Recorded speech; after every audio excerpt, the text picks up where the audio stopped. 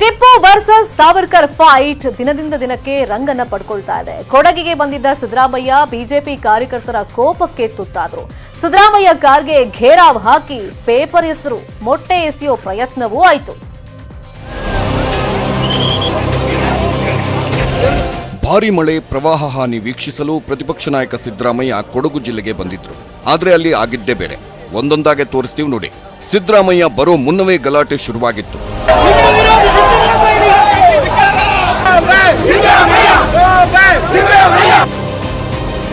ದೃಶ್ಯ 1, Madikeri go back Siddu poster. Tipu Sultan ಮಡಿಕೇರಿಗೆ ಮಾಡಿರೋ ಅನ್ಯಾಯ ಅಷ್ಟಿಷ್ಟಲ್ಲ. ಟಿಪ್ಪು ಓಲೈಕೆ ಮಾಡೋ ಸಿದ್ದರಾಮಯ್ಯ ನಮ್ಮೂರಿಗೆ ಬರೋದು ಬೇಡ ಎಂಬ ಪೋಸ್ಟರ್ ಹರಿದಾಡಿತು. ಗೋ ಬ್ಯಾಕ್ ಸಿದ್ದರಾಮಯ್ಯ ಅಭಿಯಾನ ರಾತ್ರೋರಾತ್ರಿ ಶುರುವಾಗಿತ್ತು. ಯಾವುದಕ್ಕೂ ಕೇರ್ ಮಾಡದ ಸಿದ್ದರಾಮಯ್ಯ ಕೊಡಗಿಗೆ ಬಂದ್ರು. ಕಾಂಗ್ರೆಸ್ ಕಾರ್ಯಕರ್ತರಿಂದ ಸ್ಟಾಕ್ ಮಾರ್ಕೆಟ್ಗೆ ಸರಸ್ವತಿ ತಗೊಂಡು ಹೋದವರು ಲಕ್ಷ್ಮಿ ತಗೊಂಡು ಬರ್ತಾರೆ, ಲಕ್ಷ್ಮಿ ತಗೊಂಡು ಹೋದವರು ಸರಸ್ವತಿ ತಗೊಂಡು ವಾಪಸ್ ಬರ್ತಾರೆ. ನಿಮ್ಗೆ ಸರಸ್ವತಿ ಬೇಕಾ? ಫ್ರೀಡಮ್ ಆಪ್ ಅನ್ನ ಈಗಲೇ ಡೌನ್ಲೋಡ್ ಮಾಡಿ. ಭೂರಿ ಸ್ವಾಗತ ಸಿಕ್ತು. ಆದ್ರೆ ಬಿಜೆಪಿ ಕಾರ್ಯಕರ್ತರ ಸಿಟ್ಟಿಗೆ ಗುರಿಯಾದರು.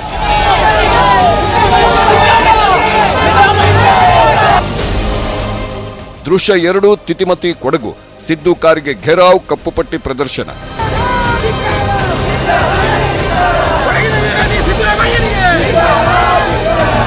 ಕೊಡಗಿನ ತಿತಿಮತಿ ಬಳಿ ಸಿದ್ದರಾಮಯ್ಯ ಸಂಚರಿಸುವಾಗ ಕಾರನ್ನ ಅಡ್ಡಗಟ್ಟಿ ಮುತ್ತಿಗೆ ಯತ್ನ ಮಾಡಲಾಯಿತು. ಗೋ ಬ್ಯಾಕ್ ಎಂದು ಘೋಷಣೆ ಕೂಗಿದ್ರು.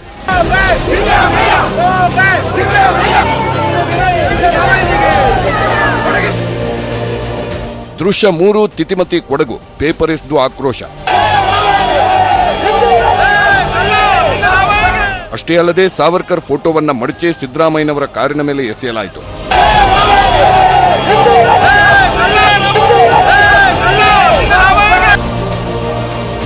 ದೃಶ್ಯ 4, ಜನರಲ್ ತಿಮ್ಮಯ್ಯ ವೃತ್ತ ಕಾರಿನ ಮೇಲೆ ಮೊಟ್ಟೆ ಎಸೆಯೋ ಯತ್ನ. ಅಲ್ಲಿಂದ ಮುಂದೆ ಮಡಿಕೇರಿಯ ಜನರಲ್ ತಿಮ್ಮಯ್ಯ ವೃತ್ತದಲ್ಲೂ ಪ್ರತಿಭಟನೆ ಬಿಸಿ ತಟ್ಟಿತು. ಸಿದ್ದರಾಮಯ್ಯ ಕಾರಿನ ಮೇಲೆ ಮೊಟ್ಟೆ ಎಸೆದರು ಬಿಜೆಪಿ ಕಾರ್ಯಕರ್ತರು.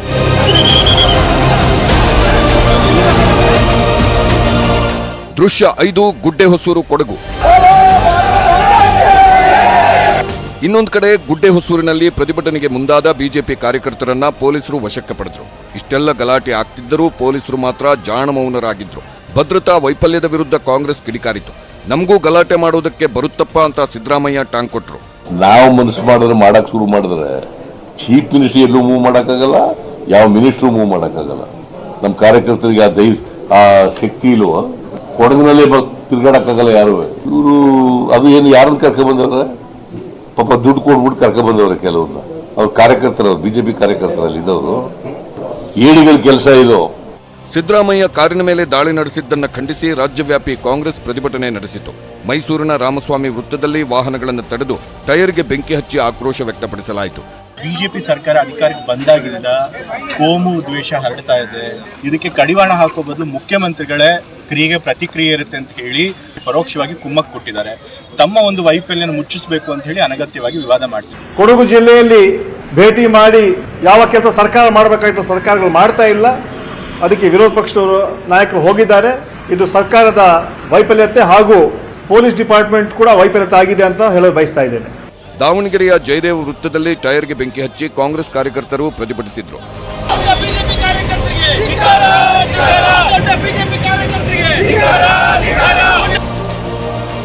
ಇಂಥ ಕೃತ್ಯಗಳು ಯಾರಿಗೂ ಶೋಭೆ ತರಲ್ಲ. ಪ್ರತಿಪಕ್ಷ ನಾಯಕರಿಗೆ ಭದ್ರತೆ ಕೊಡಿ ಎಂದ ಬಿಎಸ್ವೈ. ಸಿದ್ದರಾಮಯ್ಯ ಕಾರಿನ ಮೇಲೆ ದಾಳಿ ಮಾಡಿದ್ದನ್ನ ಮಾಜಿ ಸಿಎಂ ಯಡಿಯೂರಪ್ಪ ಹಾಗೂ ಮಾಜಿ ಸಿಎಂ ಕುಮಾರಸ್ವಾಮಿ ಖಂಡಿಸಿದ್ದಾರೆ. ಕಾರಣಕ್ಕೂ ಆ ರೀತಿ ಘಟನೆಗಳು ನಡೀಬಾರದು. ಅದನ್ನ ಸಿದ್ದರಾಮಯ್ಯ ಇರ್ಬೋದು, ಯಡಿಯೂರಪ್ಪ ಇರ್ಬೋದು, ಮತ್ತೊಬ್ಬರು ವಿರೋಧ ಪಕ್ಷ ನಾಯಕರಿದ್ದಾರೆ, ಗೌರವದಿಂದ ನಡ್ಕೊಳ್ಬೇಕು. ಈ ತರ ನಡವಳಿಕೆಗಳನ್ನ ಯಾವ ಕಾರಣಕ್ಕೂ ಸಹಿಸಕೂಡದು, ಈ ತರ ಯಾರು ಮಾಡಕೂಡದು ಅಂತ ಎಲ್ಲರನ್ನು ವಿನಂತಿ ಮಾಡುತ್ತೇನೆ. ಸಂಘಟನೆಗಳು ಯಾರು ಇದರಲ್ಲಿ ತಿಳಿಗೇಡಿಗಳಿದ್ದಾರೆ, ಮೊಟ್ಟೆ ಎಸೆಯತಕ್ಕಂಥದ್ದು ಮತ್ತಿನ ಯಾವುದೋ ರೀತಿಯಲ್ಲಿ ಆ ಪ್ರತಿಭಟನೆ ಮಾಡಿದಂಥವ್ರಿಗೆ ಸಿದ್ದರಾಮಯ್ಯ ವಿರುದ್ಧ ಆಕ್ರೋಶ ವ್ಯಕ್ತಪಡಿಸಿ ಮಾತನಾಡ್ತಾರೆ ಅಂತೇಳಿ ಮಾಡ್ಕೊಂಡಿದ್ದೀರಿ. ಇದರಿಂದ ಕೊಡಗು ಜಿಲ್ಲೆಗೆ ಆದಂಥ ಅನಾಹುತ ಸರಿಪಡಿಸ್ಕೊತೀರಾ? ಈಗಿನ ಸರ್ಕಾರದಲ್ಲಿ ಎಷ್ಟರ ಮಟ್ಟಿಗೆ ಪ್ರಾಮಾಣಿಕವಾಗಿ ನಿಮಗೆ ಸ್ಪಂದಿಸಿದ್ದಾರೆ ಕೊಡಗು ಜನತೆಗೆ? Bureau report, news 18 Kannada. ಇನ್ನು ಸಾವರ್ಕರ್ ಫೋಟೋ ಅಳವಡಿಕೆ ಕುರಿತಂತೆ ಭುಗಿಲೆದ್ದ ಶಿವಮೊಗ್ಗ ಸಹಜ ಸ್ಥಿತಿಯತ್ತ ಮರಳುತ್ತಾ ಇದೆ. ಇದರ ನಡುವೆ ರಾಜಕೀಯ ನಾಯಕರ ಜಂಗಿ ಕುಸ್ತಿ ಶುರುವಾಗಿದ್ದು ಪರಸ್ಪರ ಕೆಸರಚಾಟದಲ್ಲಿ ತೊಡಗಿದ್ದಾರೆ. ಬನ್ನಿ ಇವತ್ತು ಮಲೆನಾಡ ಸಿಟಿಯಲ್ಲಿ ಏನೆಲ್ಲ ಆಯಿತು ನೋಡೋಣ. ಗಲಭೆ ವಿಚಾರದಲ್ಲಿ ರಾಜಕೀಯ ನಾಯಕರ ಕೆಸರಚಾಟ. ಶಿವಮೊಗ್ಗ ಗಲಾಟೆಗೆ ಈಶ್ವರಪ್ಪ ಕಾರಣ ಎಂದ ಎಸ್ಡಿಪಿಐ. 3 ದಿನದಿಂದ ಆತಂಕದಲ್ಲಿ ಕಾಲ ಕಳೀತಾ ಇದ್ದಂತ ಶಿವಮೊಗ್ಗದ ಜನ ಇಂದು ಕೊಂಚ ನಿರಾಳರಾಗಿದ್ರು. ಈ ಮಧ್ಯೆ ಮತ್ತೆ ಹಳೆ ಸ್ಟೈಲ್ನಲ್ಲಿ ರಾಜಕೀಯ ನಾಯಕರು ಪರಸ್ಪರ ಕೆಸರಚಾಟವನ್ನ ಶುರು ಮಾಡಿಕೊಂಡಿದ್ದಾರೆ. ಶಿವಮೊಗ್ಗ ಗಲಾಟೆಗೆ ಈಶ್ವರಪ್ಪ ಕಾರಣ ಅಂತ ಎಸ್ಡಿಪಿಐ ತೀವ್ರ ಆಕ್ರೋಶವನ್ನ ಹೊರಹಾಕಿದ್ರೆ, ಇಲ್ಲ ಘಟನೆಗೆ ಎಸ್ಡಿಪಿಐ ಕಾರಣ ಅಂತ ಈಶ್ವರಪ್ಪ ಪುನರುಚ್ಚರಿಸಿದ್ದಾರೆ. ಕೋತಿ ತಾನು ಕೆಟ್ಟಿದ್ದಲ್ಲದೆ ಇಡೀ ವನವನ್ನ ಕೆಡಿಸ್ತಂತೆ ಮಾಡಿದ್ದು ಇವರು ಎಲ್ಲ ಅವಾಂತರಗಳು. ಇದನ್ನ ಎಸ್ಡಿಪಿ ಬಾಯಿಗೆ ಸವರಲಿಕ್ಕೆ ಬರ್ತಾ ಇದೆ. ಎಸ್ಡಿಪಿಐ ನೇರವಾಗಿ ಆರೋಪ ಮಾಡ್ತಾ ಇದೆ. ಈ ಎಲ್ಲಾ ಘಟನಾವಳಿಗಳು ಗಲಭೆಗಳ ಹಿಂದೆ ಹರಕಲ್ಲು ಬಾಯಿಯ ರಾಜಕೀಯ ಸಂತ್ರಸ್ತರಾಗಿರುವ ಈಶ್ವರಪ್ಪನವರ ಕೈವಾಡ ಇದೆ. ಶಾಂತಿಯನ್ನು ಕಾಪಾಡೋದಕ್ಕೆ ಹಿಂದೂ ಮುಸ್ಲಿಮರು ಶಿವಮೊಗ್ಗ ನಗರದಲ್ಲಿ ಸಂತೋಷವಾಗಿದ್ದಾರೆ. ಯಾರೋ ಕೆಲವರು ಬಂದು CM ಇಬ್ರಾಹಿಂ ಅಂತವ್ರು ಬಂದು PFI ಅದೇ ರೀತಿ SDPI ಅಂತವ್ರು ಬಂದು ಇಲ್ಲಿ ಕುಮ್ಮಕ್ ಕೊಟ್ಟು ಇಲ್ಲಿಯ ಮುಸಲ್ಮಾನರಿಗೆ ಹಬ್ಬಿಸ್ತಾರೆ. ಅವಾಗ ಈ ರೀತಿ ಅಶಾಂತಿ ಆಗುತ್ತೆ. ಅದು ಸ್ವಲ್ಪ ಓದಿ ತಿಳ್ಕೋಬೇಕು. ಕೇಂದ್ರದ ಮಂತ್ರಿಗಳಾಗಿದ್ದಂಥ ಇಬ್ರಾಹಿಂ ಅವರು. ಈ ಮಧ್ಯೆ ಅಮೀರ್ ಅಹಮದ್ ಸರ್ಕಲ್ನಲ್ಲಿ ನಡೆದಂತ ಗಲಾಟೆ ವೇಳೆ ಮುಸ್ಲಿಂ ಮುಖಂಡನ ಹೇಳಿಕೆ ವೈರಲ್ ಆಗಿದೆ. ಗಲಾಟೆ ವೇಳೆ ಯಾರು ಎಲ್ಲಿಗೂ ಹೋಗಬೇಡಿ, ನಿಂತ್ಕೊಳ್ರಪ್ಪ, ನಿಮಗಿಂತ ಹೆಚ್ಚು ನಮಗೆ ರೊಚ್ಚಿದೆ ಅಂತ ಹೇಳಿದ್ದಾರೆ.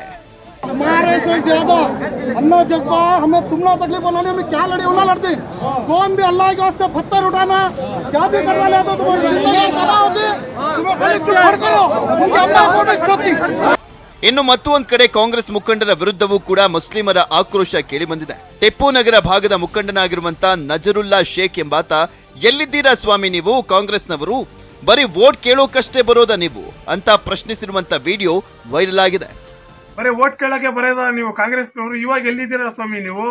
ಎಲ್ಲೆಲ್ಲೋ ಇರೋರಿಗೆ ರಾಹುಲ್ ಗಾಂಧಿ, ಪ್ರಿಯಾಂಕಾ ಗಾಂಧಿ, DK ಶಿವಕುಮಾರ್, ಸಿದ್ದರಾಮಯ್ಯ ಅವರಿಗೆ ಆದ್ರೇನ ನೀವು ಬರೋದು? ಕಾಂಗ್ರೆಸ್ ಕಾರ್ಯಕರ್ತರ ಜೊತೆ ನಾವಿದ್ದೀವಿ, ನಾವು ಹಂಗ್ ಮಾಡ್ತೀವಿ ಹಿಂಗ್ ಮಾಡ್ತೀವಿ ಅಂತೀರಾ ನೀವು? ಕಾಂಗ್ರೆಸ್ ಲೀಡ್ರಿಗೆ ಹಾಕಿದ್ದಾರೆ, ಕಾಂಗ್ರೆಸ್ ಕಾರ್ಪೊರೇಟರ್ ಹಸ್ಬೆಂಡಿಗೆ ಹಾಕಿದ್ದಾರೆ ಇವತ್ತು ಜೈಲಿಗೆ. ಯಾವ ಕಾಂಗ್ರೆಸ್ ನಾಯಕನು ಬಂದಿಲ್ಲ. ಇನ್ನೊಂದ್ಸರಿ ನೀವು ನಮ್ ಟಿಪ್ಪು ನಗರ ವೋಟ್ ಕೇಳಕ್ ಬರೋಕ್ಕಿಂತ ಮುಂಚೆ ಯೋಚನೆ ಮಾಡಬೇಕು. ಮತ್ತೊಂದ್ ಕಡೆ ಪ್ರಮುಖ ಆರೋಪಿ ಜಬೀವುಲ್ಲಾ ಪತ್ನಿ ಶಬಾನಾ ಬಾನು ತಮ್ಮ ಗಂಡನ ಬಂಧನದ ಹಿಂದೆ ರಾಜಕಾರಣಿಗಳ ಕುಮ್ಮಕ್ಕಿದ್ದು ಮಾನವ ಹಕ್ಕು ಆಯೋಗಕ್ಕೆ ಹೋಗುವುದಾಗಿ ಹೇಳಿದ್ದಾರೆ. ನಾನು ಹೇಳಿದ್ದಕ್ಕೆ ಏನಿದು ಹೆದರ್ಕೆಗೋಸ್ಕರ, ನಮಗೆ ಹೆದರ್ಸೋಕೋಸ್ಕರ ಮಾಡಿದ್ರು.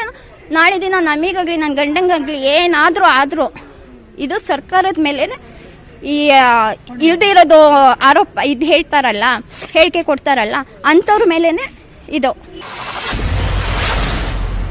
ಕೋಮು ಬೆಂಕಿಯಲ್ಲಿ ಬೆಂದ ಮಲೆನಾಡು ಶಾಂತ. ನಿಷೇಧಾಜ್ಞೆ ಕೋಪದಿಂದ ಜನರಿಗೆ ನಾಳೆ ರಿಲೀಫ್. ಇಂದು ಬೆಳಗ್ಗೆಯಿಂದಲೇ ನಗರದಲ್ಲಿ ಅಂಗಡಿ ಮುಂಗಟ್ಟುಗಳನ್ನು ತೆರೆಯಲಾಗಿದ್ದು ಜನಜೀವನ ಎಂದಿನಂತೆ ಸಾಗಿತ್ತು. ಸೂಕ್ಷ್ಮ ಮತ್ತು ಅತಿ ಸೂಕ್ಷ್ಮ ಪ್ರದೇಶಗಳಲ್ಲಿ ಕಟ್ಟೆಚ್ಚರ ಮುಂದುವರೆದಿದ್ದು ಸೆಕ್ಷನ್ 144 ನಾಳೆಯವರೆಗೂ ಕೂಡ ವಿಸ್ತರಣೆಯಾಗಿದೆ.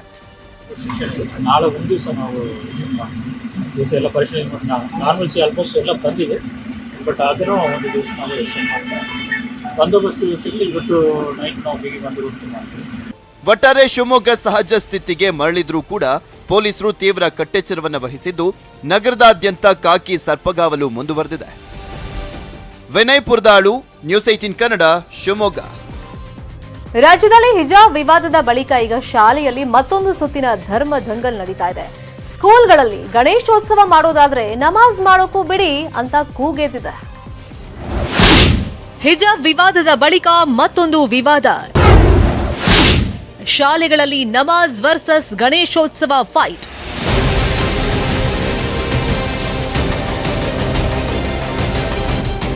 ಉಡುಪಿಯ ಕಾಲೇಜಲ್ಲಿ ಶುರುವಾದ ಹಿಜಾಬ್ ವಿವಾದ ಇಡೀ ರಾಜ್ಯಕ್ಕೆ ಹಬ್ಬಿತು. ಶಾಲೆಯಲ್ಲಿ ಹಿಜಾಬ್ ಧರಿಸಿ ಬರೋದನ್ನ ನಿರ್ಬಂಧಿಸಿದ ಬಳಿಕ ಅದು ಹೈಕೋರ್ಟ್, ಸುಪ್ರೀಂ ಕೋರ್ಟ್ ಮೆಟ್ಟಿಲೇರಿತು. ಶಾಲಾ ಕಾಲೇಜುಗಳಲ್ಲಿ ಧಾರ್ಮಿಕ ಸಂಕೇತ ಬಳಸದಂತೆ ಹೈಕೋರ್ಟ್ ತೀರ್ಪು ಕೂಡ ನೀಡಿತು. ಇದಾದ ಬಳಿಕ ಈಗ ಗಣೇಶೋತ್ಸವ ವಿಚಾರದಲ್ಲಿ ದಂಗಲ್ ಶುರುವಾಗ್ತಾ ಇದೆ.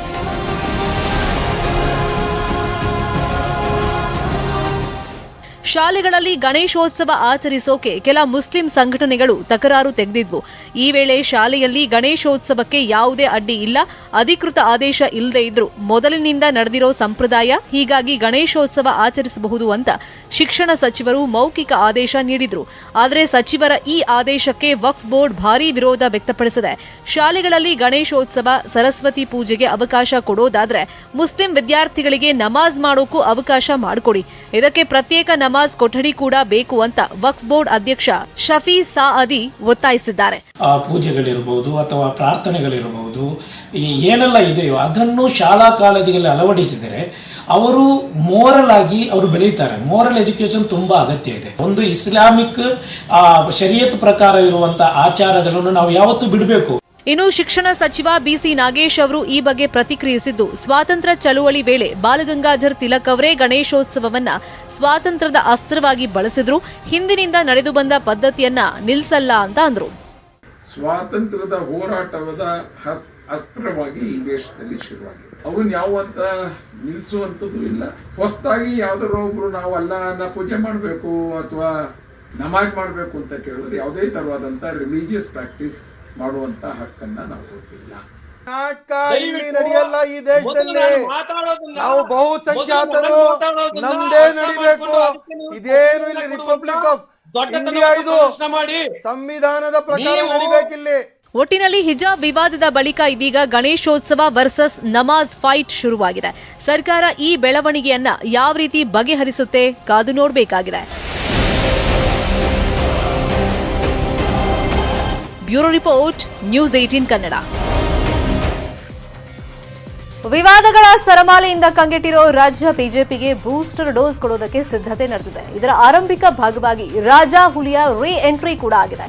ಹೀಗಾಗಿ ನಿನ್ನೆ ರಾಜ್ಯಕ್ಕೆ ಆಗಮಿಸಿದ ಅರುಣ್ ಸಿಂಗ್ ಇವತ್ತು ಪಕ್ಷದ ಕಚೇರಿಯಲ್ಲಿ ಮ್ಯಾರಥಾನ್ ಸಭೆ ನಡೆಸಿದರು. ಸೊರಗಿದ ರಾಜ್ಯ ಕಮಲಕ್ಕೆ ಬೂಸ್ಟರ್ ಡೋಸ್.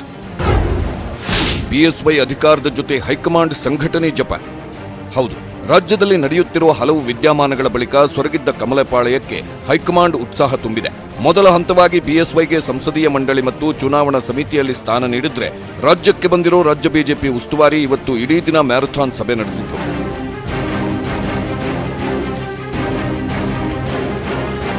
ಇನ್ನು ಇವತ್ತಿನ ಮ್ಯಾರಥಾನ್ ಸಭೆಯಲ್ಲಿ ಏನೆಲ್ಲ ನಿರ್ಣಯ ಕೈಗೊಳ್ಳಲಾಯಿತು ಅನ್ನೋದನ್ನ ನೋಡೋದಾದ್ರೆ, ಇವತ್ತಿನ ಸಭೆಯಲ್ಲಿ ಪಕ್ಷ ಹಲವು ಮಹತ್ವದ ವಿಚಾರಗಳ ಬಗ್ಗೆ ಚರ್ಚಿಸಲಾಗಿದ್ದು, ಪಕ್ಷ ಸಂಘಟನೆಗಾಗಿ ಮೈಕ್ರೋ ಮ್ಯಾನೇಜ್ಮೆಂಟ್ ಅಗತ್ಯವಿದ್ದು, ಬೂತ್ ಮಟ್ಟದಲ್ಲಿ ಪದಾಧಿಕಾರಿಗಳು ಬಲಗೊಳ್ಳಬೇಕು.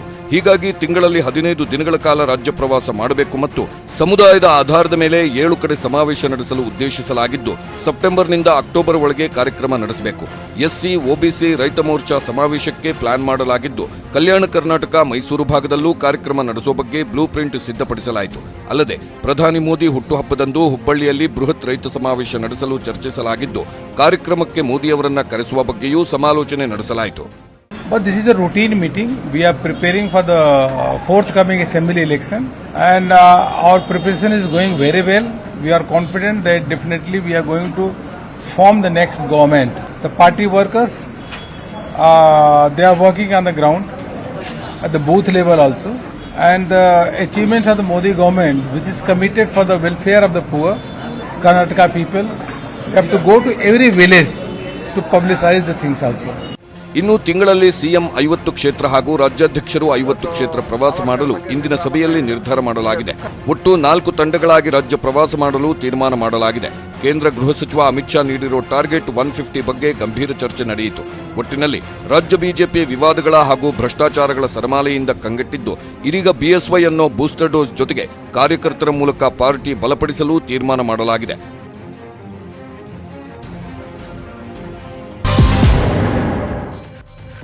Welcome back. ರಾಯಚೂರನ್ನ ತೆಲಂಗಾಣಕ್ಕೆ ಸೇರಿಸಿ ಅಂತ ಹೇಳಿದ ರಾಯಚೂರು ನಗರ ಶಾಸಕ ಡಾಕ್ಟರ್ ಶಿವರಾಜ್ ಪಾಟೀಲ್ ಉದ್ದಟತನದ ಹೇಳಿಕೆಯನ್ನ ತೆಲಂಗಾಣ ಸಿಎಂ ಅಸ್ತ್ರವನ್ನಾಗಿ ಬಳಕೆ ಮಾಡಿಕೊಳ್ಳೋ ಹುನ್ನಾರ ನಡೆಸಿದ್ದಾರೆ. ತೆಲಂಗಾಣಕ್ಕೆ ಸೇರೋಕೆ ಅಲ್ಲಿನ ಜನ ಮುಂದಾಗಿದ್ದಾರೆ ಅಂತ ಸುಳ್ಳು ಹೇಳೋ ಮೂಲಕ ವಿವಾದವೊಂದಕ್ಕೆ ಕೆಸಿಆರ್ ತುಪ್ಪ ಸುರಿದಿದ್ದಾರೆ. Telangana CM Raichur politics.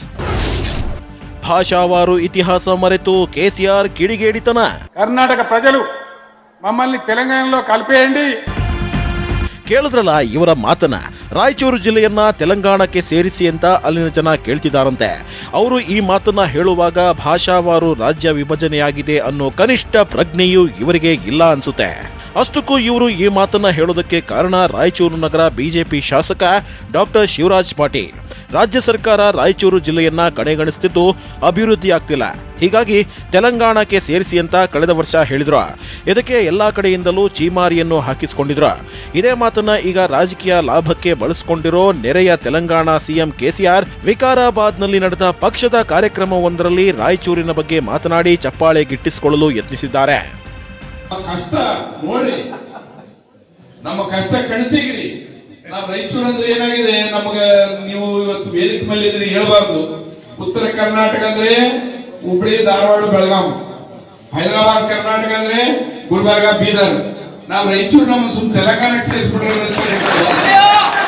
ఈ రకమైనటువంటి స్కీములు ఈ దేశంలో ఈ రోజు ఏ రాష్ట్రంలో కూడా లేవు, ఏ ఒక్క రాష్ట్రంలో కూడా లేవు.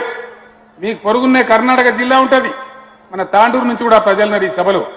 మీరు ప్రతిరోజు కర్ణాటక పోతూ వస్తూ ఉంటారు. ఈ మధ్య రాయచూరు జిల్లాలో కర్ణాటక ప్రజలు మమ్మల్ని తెలంగాణలో కలిపేయండి లేదా తెలంగాణలో ఉన్న పథకాలు మాకు అమలు చేయండి అని చెప్పి అక్కడ ఎమ్మెల్యేను మంత్రిని కూర్చోబెట్టి నిలదీసి మరి అక్కడ ప్రజలు అడుగుతా ఉన్నారు. ಕೆಸಿಆರ್ ಅವರ ಈ ಹೇಳಿಕೆ ಕಾಂಗ್ರೆಸ್ ಕೈಗೆ ಒಂದು ಅಸ್ತ್ರ ಕೊಟ್ಟಂತಾಗಿದೆ. ಈ ವಿಚಾರವಾಗಿ ರಾಜ್ಯ ಸರ್ಕಾರದ ನಿರ್ಲಕ್ಷ್ಯ ಮತ್ತು ಮೌನವನ್ನ ಪ್ರಶ್ನಿಸಿ ಪ್ರಿಯಾಂಕಾ ಖರ್ಗೆ ಟ್ವೀಟ್ ಕೂಡ ಮಾಡಿ ಚಾಟಿ ಬೀಸಿದ್ರು. ಮತ್ತೊಂದು ಕಡೆ ವಿವಾದದ ಮೂಲವಾಗಿದ್ದ ಬಿಜೆಪಿ ಶಾಸಕ ಶಿವರಾಜ್ ಪಾಟೀಲ್ ಮತ್ತೆ ತೇಪೆ ಹಚ್ಚೋ ಕೆಲಸ ಮಾಡಿದ್ರು. ತೆಲಂಗಾಣದ ಹೋರಾಟ ವೀರ ಅಂತ ಬೆನ್ನು ತಟ್ಟಿಕೊಳ್ತಾರೆ. ದೇಶ ನಡೆಸ್ತೀವಿ ಅಂತ ತೃತೀಯ ರಂಗದ ಮಾತು ಕೂಡ ಆಡ್ತಾರೆ. ಸಿಎಂ ಸ್ಥಾನದಲ್ಲಿ ಕುಳಿತಿರೋ ಕೆಸಿಆರ್ಗೆ ಭಾಷಾವಾರು ರಾಜ್ಯ ಪುನರ್ ವಿಂಗಡಣೆ ಇತಿಹಾಸದ ಕನಿಷ್ಠ ಜ್ಞಾನವೂ ಇಲ್ವಾ? ನಾಳೆ ಹೈದರಾಬಾದ್ನವರು ಯಾರೋ ನ್ಯೂಯಾರ್ಕ್ ಸಿಟಿ ಚೆನ್ನಾಗಿದೆ ಅಂದ್ರೆ ತೆಲಂಗಾಣದಲ್ಲಿರೋ ಹೈದರಾಬಾದ್ನ ಅಮೆರಿಕಾಗೆ ಸೇರ್ಸಕ್ಕಾಗುತ್ತಾ? ಚಪ್ಪಾಳೆ ಗಿಟ್ಟಿಸಿಕೊಳ್ಳೋಕು, ಕ್ಷುಲ್ಲಕ ರಾಜಕೀಯ ಮಾಡೋಕು ಇಂತಹ ಹೊಣೆಗೇಡಿತನದ ಸ್ಟೇಟ್ಮೆಂಟ್ ಕೊಡೋದನ್ನ ಯಾವತ್ತೂ ನಿಲ್ಲಿಸ್ತಾರ? Bureau report, news 18 Kannada.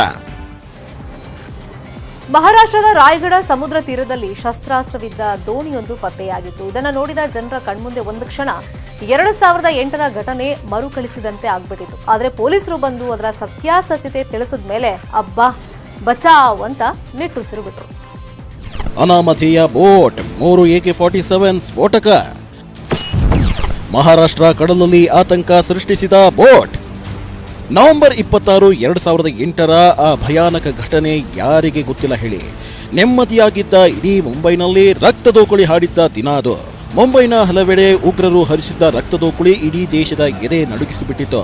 ಇದೀಗ ಅಂಥದ್ದೇ ಒಂದು ಬಹುದೊಡ್ಡ ದಾಳಿಗೆ ಉಗ್ರರು ಸಜ್ಜಾಗಿದ್ರ ಅನ್ನೋ ಅನುಮಾನ ಎದುರಾಗಿದೆ. ಮಹಾರಾಷ್ಟ್ರದ ರಾಯಗಢ ಜಿಲ್ಲೆಯ ಹರಿಹರೇಶ್ವರ ಬೀಚ್ನಲ್ಲಿ ಅನುಮಾನಾಸ್ಪದ ಬೋಟ್ನಲ್ಲಿ 3 AK-47 ರೈಫಲ್ಸ್, ಜೀವಂತ ಬುಲೆಟ್ಗಳು ಪತ್ತೆಯಾಗಿವೆ. ಮುಂಬೈನಿಂದ 190 ಕಿಲೋಮೀಟರ್ ದೂರದ ಶ್ರೀವರ್ಧನ್ ಪ್ರದೇಶದಲ್ಲಿ ಯಾವುದೇ ಸಿಬ್ಬಂದಿ ಇಲ್ಲದ ಹಡಗನ್ನ ಕಂಡ ಸ್ಥಳೀಯರು ಭದ್ರತಾ ಸಿಬ್ಬಂದಿಗೆ ಮಾಹಿತಿ ನೀಡಿದ್ದಾರೆ. ಸ್ಥಳಕ್ಕೆ ತೆರಳಿ ಪರಿಶೀಲಿಸಿದಾಗ ಸ್ಫೋಟಕ ಹಾಗೂ ಶಸ್ತ್ರಾಸ್ತ್ರಗಳಿರೋದು ಗೊತ್ತಾಗಿದೆ. एक बोट स्ट्रैंडेड पाई गई, जिस बोट पर AK राइफल और उसके साथ उसका एम्यूनेशन और बोट के कुछ कागजात पाए गए. तुरंत महाराष्ट्र पुलिस ने और ATS ने सभी जगह नाकाबंदी की और इसकी तफ्तीश शुरू की गई.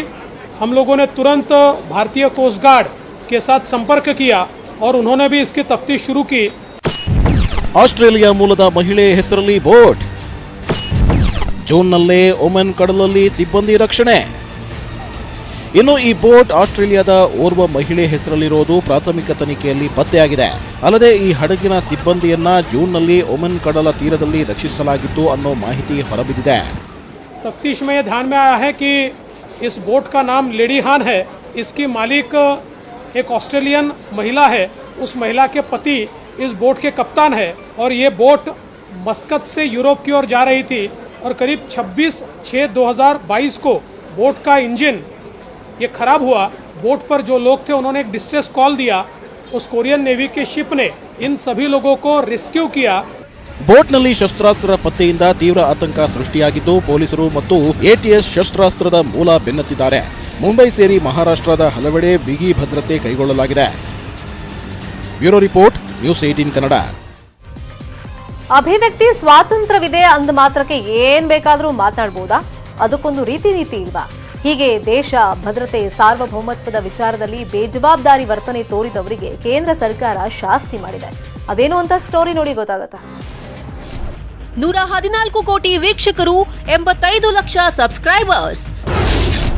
8 ದೇಶದ್ರೋಹಿ ಯೂಟ್ಯೂಬ್ ಚಾನೆಲ್ಗಳು ಬ್ಯಾನ್. ಕೇಂದ್ರ ಸರ್ಕಾರ ಮತ್ತೊಂದು ಡಿಜಿಟಲ್ ಸರ್ಜಿಕಲ್ ಸ್ಟ್ರೈಕ್ ಮಾಡಿದೆ. ಅಭಿವ್ಯಕ್ತಿ ಸ್ವಾತಂತ್ರ್ಯ ಇದೆ ಅಂತ ಬಾಯಿ ಬಂದಿದ್ದನ್ನೆಲ್ಲ ಹೇಳ್ತಿದ್ದ ದೇಶದ್ರೋಹಿ ಯೂಟ್ಯೂಬ್ ಚಾನೆಲ್ಗಳಿಗೆ ಮೋದಿ ಸರ್ಕಾರ ನಿಷೇಧದ ಶಿಕ್ಷೆ ವಿಧಿಸಿದೆ. ರಾಷ್ಟ್ರೀಯ ಭದ್ರತೆ, ವಿದೇಶಾಂಗ ಸಂಬಂಧದ ಬಗ್ಗೆ ತಪ್ಪು ಮಾಹಿತಿ ನೀಡುತ್ತಿದ್ದ ಭಾರತದ 7 ಹಾಗೂ ಪಾಕಿಸ್ತಾನದ 1 ಯೂಟ್ಯೂಬ್ ಚಾನೆಲ್ಗಳನ್ನು ಬ್ಯಾನ್ ಮಾಡಲಾಗಿದೆ. ಈ ಯೂಟ್ಯೂಬ್ ಚಾನೆಲ್ಗಳೇನು ಸಾಮಾನ್ಯದ್ದಲ್ಲ. ಬರೋಬ್ಬರಿ 114 ಮಿಲಿಯನ್ ಜನ ಈ ಚಾನೆಲ್ಗಳ ವಿಡಿಯೋಗಳನ್ನ ನೋಡ್ತಿದ್ರು. 85,73,000 ಜನ ಸಬ್ಸ್ಕ್ರೈಬರ್ಸ್ ಇದ್ರು. ಯೂಟ್ಯೂಬ್ನಲ್ಲಿ ಭಾರತ ವಿರೋಧಿ ವಿಷಯವನ್ನ ಇಟ್ಟುಕೊಂಡು ಹಣ ಗಳಿಸ್ತಿದ್ವು. ಭಾರತ ದ್ರೋಹಿಗಳಿಗೆ ಶಾಕ್. ಹತ್ರ 13 ಲಕ್ಷ ಸಬ್ಸ್ಕ್ರೈಬರ್ಸ್ ಹೊಂದಿದ್ದ ಲೋಕತಂತ್ರ ಟಿವಿ, 10 ಲಕ್ಷಕ್ಕೂ ಹೆಚ್ಚು ಸಬ್ಸ್ಕ್ರೈಬರ್ಸ್ ಇದ್ದ U&V ಟಿವಿ, 95,000ಕ್ಕೂ ಹೆಚ್ಚು ಸಬ್ಸ್ಕ್ರೈಬರ್ಸ್ ಹೊಂದಿದ್ದ MM ರಿಜ್ವಿ, 7 ಲಕ್ಷ ಸಬ್ಸ್ಕ್ರೈಬರ್ಸ್ ಹೊಂದಿದ್ದ ಗೌರವಶಾಲಿ ಪವನ್ ಮಿಥಿಲಾಂಚಲ್, ಬರೋಬ್ಬರಿ 33 ಲಕ್ಷ ಚಂದಾದಾರರನ್ನು ಹೊಂದಿದ್ದ ಸಿ ಟಾಪ್ 5th, 80,000 ಸಬ್ಸ್ಕ್ರೈಬರ್ ಹೊಂದಿದ್ದ ಸರ್ಕಾರಿ ಅಪ್ಡೇಟ್, 19 ಲಕ್ಷಕ್ಕೂ ಹೆಚ್ಚು ಚಂದಾದಾರರಿದ್ದ ಸಬ್ ಕುಚ್ ದೇಖೋ ಹಾಗೂ ಪಾಕಿಸ್ತಾನ ಮೂಲದ ನ್ಯೂಸ್ ಕಿ ದುನಿಯಾ ಚಾನೆಲ್ ಅನ್ನ ಬ್ಯಾನ್ ಮಾಡಲಾಗಿದೆ. ಲೋಕತಂತ್ರ ಟಿವಿಯ ಫೇಸ್ಬುಕ್ ಅಕೌಂಟ್ ಅನ್ನು ಕೂಡ ಬ್ಯಾನ್ ಮಾಡಲಾಗಿದೆ.